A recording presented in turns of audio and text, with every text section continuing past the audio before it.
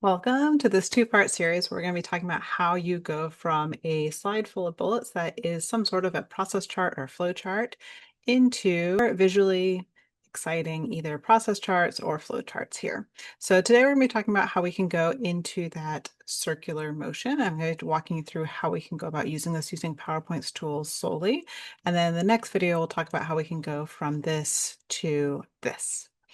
If you want to learn more about this, you can always check out my workshop, which is on makeitmemorable.studio. So we're going to get started here. And to do this, we're going to go ahead and take this slide full of bullets here.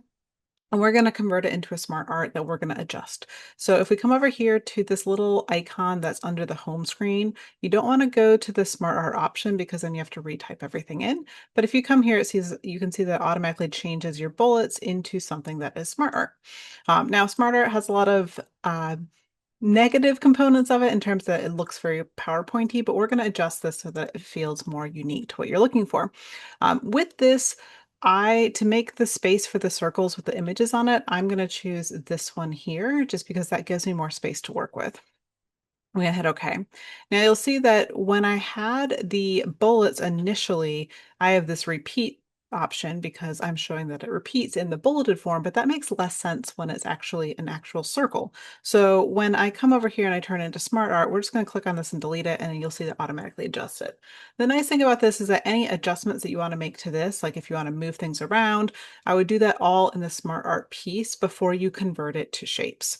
So once you have this set the way that you like it, the order makes sense, then we're going to come over to Smart Art Design and we're going to convert this to shapes. What this means is that instead of having everything connected, I can now do anything I want with it. So I can take it out of space, move this over. Whereas when it was Smart Art, if I move this around, it's going to give me issues, right? So I can't really oftentimes move these in a way that I would like to. And so everything is all connected. So instead, if we come over here to the Smart Art Design and convert, go to Convert Shapes, I can now do anything I want with these. This is automatically going to be grouped. So if I click on this, I can click the whole thing. I can ungroup this by hitting Control-Shift-G or right-clicking and go to Group, Ungroup. So with this, I would recommend changing these arrows to be gray as opposed to a color because what matters most is the content inside it. So ultimately, we're going to come down to this option here where we're creating these circles and we're creating these arrows. So to do that, if you have gray as a color palette, then you have a choice when you come over to it in Smart Art. You can actually come over and change the colors and change it to one of your accent colors. If you don't have that, then you can change your color palette, but you can also come over and change it individually. So once it's already converted, we can come over here and choose the gray that we want, and then we can manually adjust it each time. So to do that, we would do it that way. And then if I want to change these arrows, so I want to leave space for these circles here, then I'm going to click on my, oops, sorry, wrong one. Click here and change the arrows to be smaller. So that way there's space to add the circle. So I'm going to do that for all of these arrows. And then I'm going to move these to be lower so that they have space. If you move one at a time and you then want to go back and make sure that they're aligned properly, you can always come back to your Align tab, which if you're using one of these shortcuts like Power User or Bright Slide, you can do there, but you can always find it under the many of the tabs where it says Arrange, and then we're going to come to Align and we can align it that way. And then you can do this two ways. You can add images and then crop the images to circles or squares, or you can add circles as squares and then crop the images that way. So I'm going to come over here and add a circle. So that way I can kind of get everything aligned the way I want it to. And I can make sure that all the circles are the exact same size. You can also do this after the fact if you add the image and then adjust it. But I find this just like a slightly easier way to work. And then I'm going to hold Control and Shift as I drag it over to copy that and kind of make sure. So you can see here, this arrow feels way too close to this one. The balance doesn't feel off. So there's going to be some minor adjustments that you're going to have to make as you work through it. And you're going to want to make sure that it feels like either the arrow is going through the circle or through the middle of them or through the word consistently. I think it feels more balanced if it feels like it's going, as you see here, kind of like through the middle of where those two join almost. So I'm going to go through and make sure that all those are set up properly. And then as I go through, if I feel like the arrows need to be adjusted and rotated, you're going to do that at the top and just rotate those around. So once you get all of those set up like this, where they're all set up, then I'm going to add some images. Now, one thing is you want to make sure that whatever images you're adding, they look consistent. So they're all photographs or they're all illustrations that look similar or they're all icons. So you can do this within PowerPoint. If I come into Insert, I can go to Pictures and go to Stock Images. As long as you have Microsoft 365, you can have this. Also, normally 2019 and later has some version of this. They're just not as updated as often. And I can search for whatever I'm looking for. So for example, if I'm looking for peaches. Sometimes you have to be a bit creative.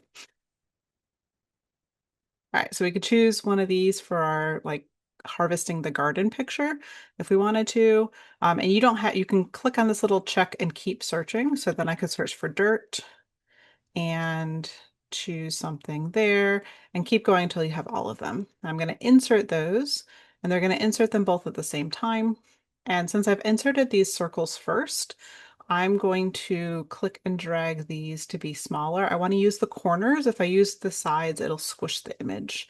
And so I want to bring these down to the size that I want them and get this position by right-clicking and send to back behind. I'm going to select the back image first and then shift click the circle. And then under this shapes option here, there's this merge shapes, and I'm going to go to intersect. And now it's cropped it to the circle. If you choose not to do it that way, you can also do it through this way. So I take this image and I'm going to go to picture format. I'm going to come over to crop and hit the down arrow here. I'm going to go to my aspect ratio and do 1:1, which means that it's the same width left to right as it is top to bottom. And that will allow me to then make it into a circle. So I don't want to have these little tools, so I'm going to crop it so that it looks like that. And then I'm going to come over to crop and crop to shape and do my circle there.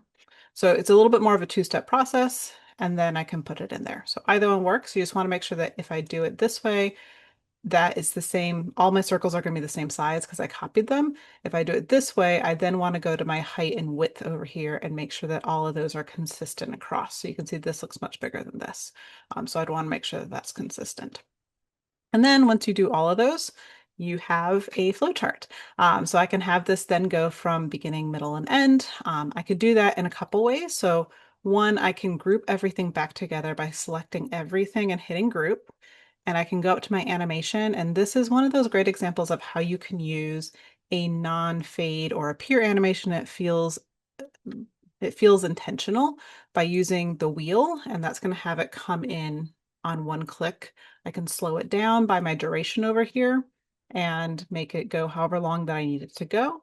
And so if I slow it down, you can see it now comes in one at a time. Because it's starting at 12 o'clock, this feels like it happens naturally. But if I want to have these come in one at a time as I talk about them and have more control, then I can ungroup this and I can have each thing come in one at a time. So I'm then just going to select it. I'm going to have this appear as I need it to, and then have the next one appear as I need it to. And so what this will do is it looks like the banana comes in and then the organic materials and then so on and so forth. So that's the way in which you could make this flowchart turn into a circular diagram that you then have control over how it comes in. If you'd like to learn more, please watch the next video where we talk about how you can take that and turn it into a linear graph. And you can always learn more at my Make It Memorable Studio workshops, and I hope to see you in the next video. Make sure that you subscribe and like.